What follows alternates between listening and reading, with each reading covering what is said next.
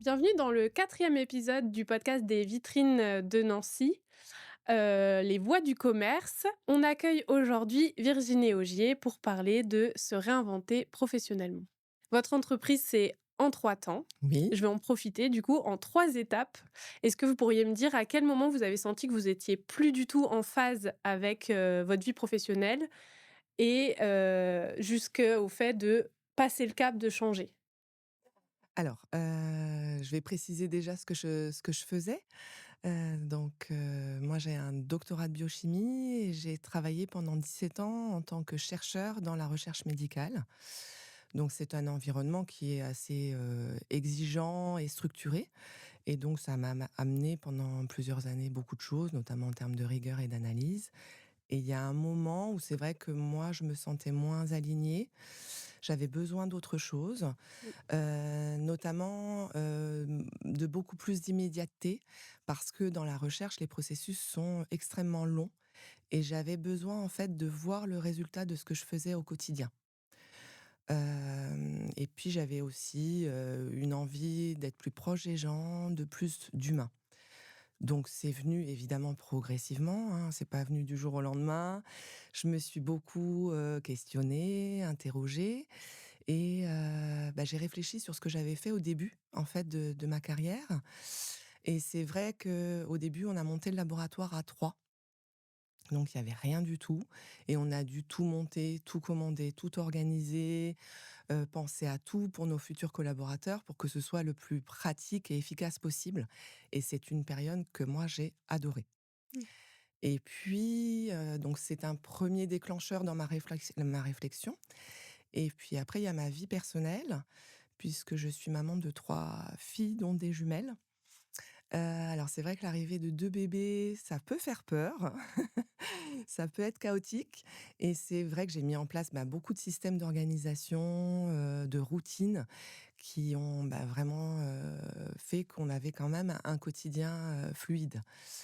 Et donc j'ai mon goût prononcé pour l'organisation, mon expérience professionnelle où j'ai adoré, tout mettre en place, tout organiser et puis mon expérience personnelle où j'avais envie de transmettre en fait à d'autres femmes justement, tous ces outils d'organisation et voilà comment est né En 3 temps. Il y a une grande récurrence du chiffre 3. Oui, alors parce que dans 3, dans le 3 en fait, le T, c'est pour le tri, le R pour le rangement, le O pour organisation, le I pour idée et le S pour sérénité. Puisque c'est vraiment, toute mon offre en fait et évidemment que le 3 c'est un clin d'œil à mes filles Oui, également. en plus. Voilà. Et c'est vrai que finalement, c'est un parcours 3. On sait qu'on va vers une étape, Mmh. pas de A à Z parce que bon, il y a peut-être beaucoup Il plus y a un d'étapes, mais cheminement, ouais. là, Ouais, voilà. ouais. Mais de 1 à 3, il y a déjà un cheminement Mmh. justement et dans ce que tu proposes, c'est pas seulement, de l'organisation, réorganisation de l'espace, de la décoration, mais tout un panel plus, psychologique. Oui, alors c'est vrai que parfois on peut me dire: «Oui en fait, tu ranges quoi». Alors oui, mais pas que, c'est beaucoup plus complexe, que ça, puisque déjà, moi, avant d'intervenir chez la personne, je fais déjà une visite diagnostique pour rencontrer justement la personne et pouvoir analyser, vraiment son besoin et surtout comprendre comment elle est arrivée à se sentir débordée. Et moi, ça va me permettre de trouver les leviers que je vais pouvoir utiliser après pour l'aider justement à prendre des décisions dans son tri. Et puis, pendant la session, en fait, de tri et d'organisation, on échange énormément. Il y a beaucoup de discussions et ça me permet justement, moi, de donner beaucoup de conseils, de permettre à la personne d'avoir des prises de conscience sur son comportement, sa consommation. Donc effectivement, c'est un tout et c'est un réel accompagnement. Mmh. Parce que vous devez avoir finalement des profils qui sont très variés. Alors oui, il y a des oui, oui, il y a des profils vraiment variés. Alors, chez beaucoup de femmes, on va être clair. Oui. J'ai eu cette année, mon 1er client homme, mais c'est vrai que j'ai énormément de femmes. Alors, j'ai des personnes qui souhaitent juste, en fait, simplifier leur quotidien et Mmh. optimiser. Oui. Et puis, j'ai des personnes qui vont être complètement, débordées, qui manquent de temps et d'énergie, qui se sentent complètement dépassées et qui savent plus par où commencer, en fait. Mmh. Voilà, et c'est souvent pour ça qu'elles font appel à moi, justement pour cet accompagnement, les méthodes que je vais leur amener et puis, c'est vrai que je fais du sur-mesure. En fait, je m'adapte énormément à mon client, à son rythme de vie, à ses habitudes de vie, vraiment pour faire quelque chose,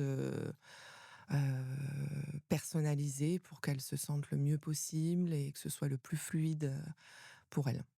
Est-ce que lors de ta transition, professionnelle, c'est justement une méthode que tu as appliquée à toi-même? Alors pas forcément, alors évidemment que je suis assez organisée, Oui, oui, bah, faut mieux.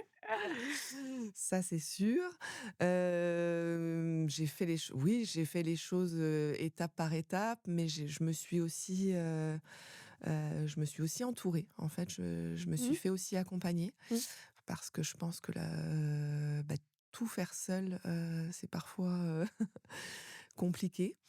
Parce que c'est vrai que le métier d'entrepreneur, on pense souvent, enfin, à son cœur de métier, hein, qui Mmh. est, là, moi, le home organizing et la décoration d'intérieur.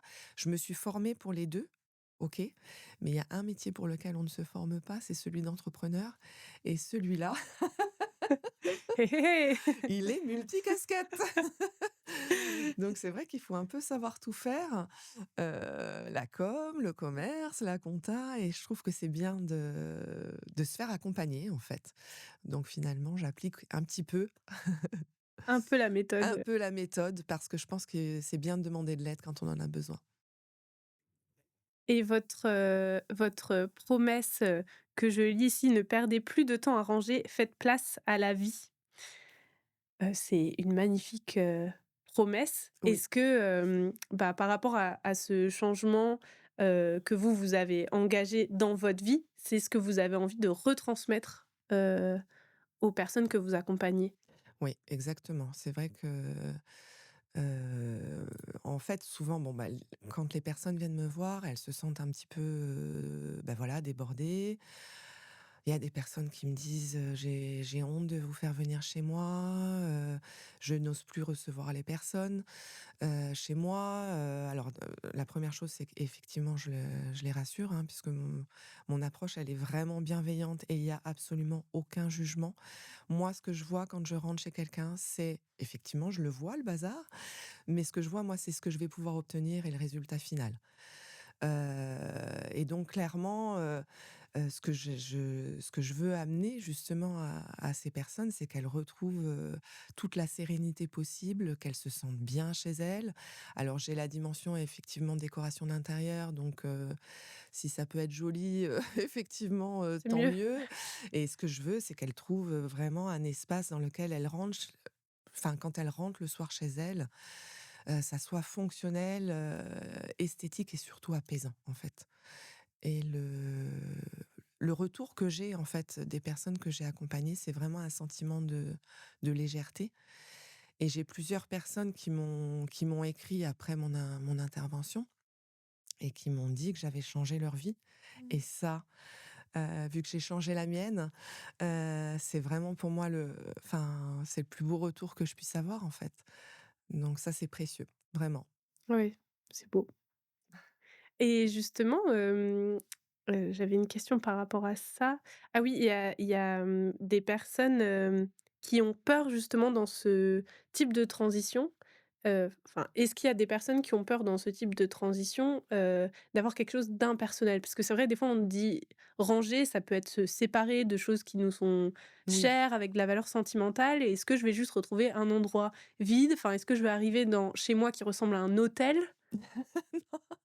Alors, c'est vrai qu'il y a des courants, dans le home organizing c'est du minimalisme, on va être clair, hein, où donc il y a très peu de choses. Mmh, Moi, c'est pas mon approche. mmh, Heu, Moi, ce que je veux, c'est que les personnes s'entourent des objets, qu'elles apprécient, vraiment, en fait, qu'elles se sentent bien avec ce qu'elles ont choisi.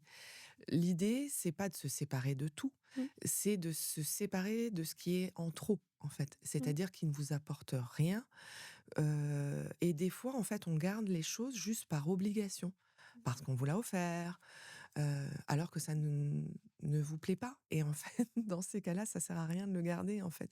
Faut pas se créer de d'obligations. Ce qu'il faut, c'est vraiment de s'entourer des objets qui vous font du bien et qui vous apportent quelque chose et que soit parce qu'ils sont utiles, soit parce que vous les trouvez enfin jolis, soit parce que c'est un souvenir. L'idée, c'est pas de supprimer tous les souvenirs, pas du tout.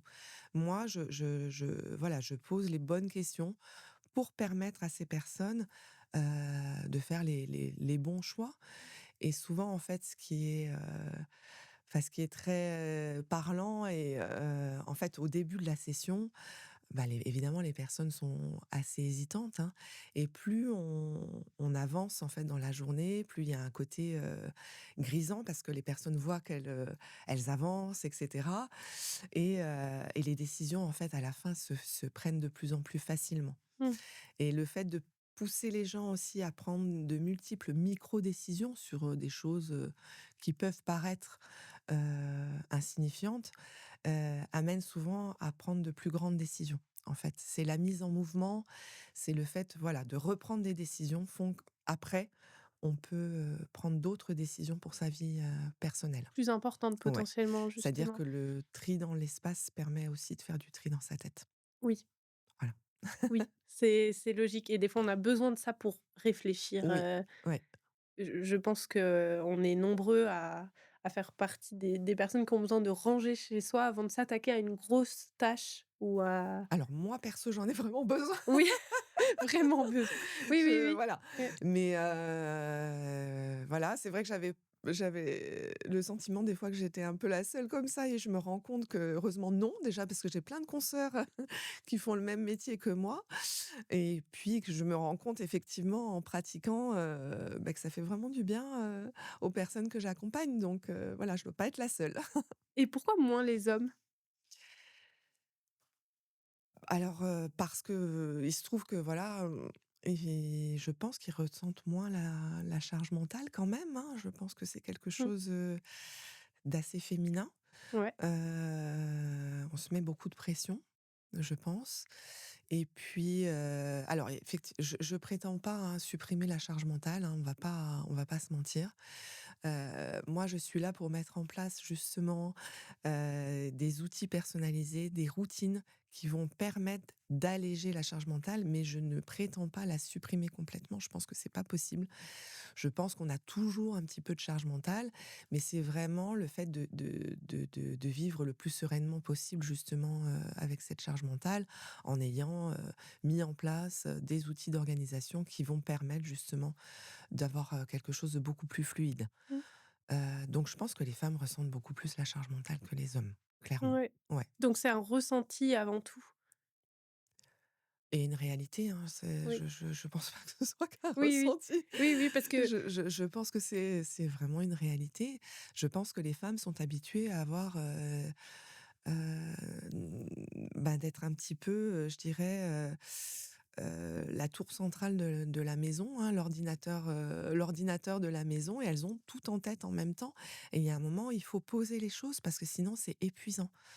Le fait d'avoir tout le temps en tête, toutes les tâches que l'on doit faire, voilà, donc dans mon approche justement pour l'organisation de la maison, donc il y a des routines à mettre en place, mais il y a aussi, effectivement, un partage.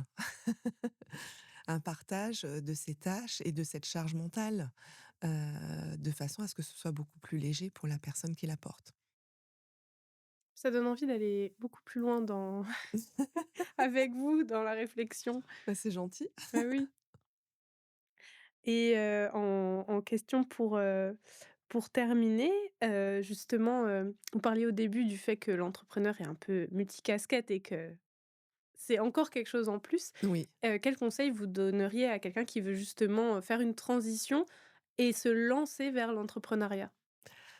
Alors je pense que la première chose, c'est de ne pas attendre d'être prêt à 100 et que tout soit parfait. Alors je parle en connaissance de cause, donc maintenant je peux me permettre de donner des conseils.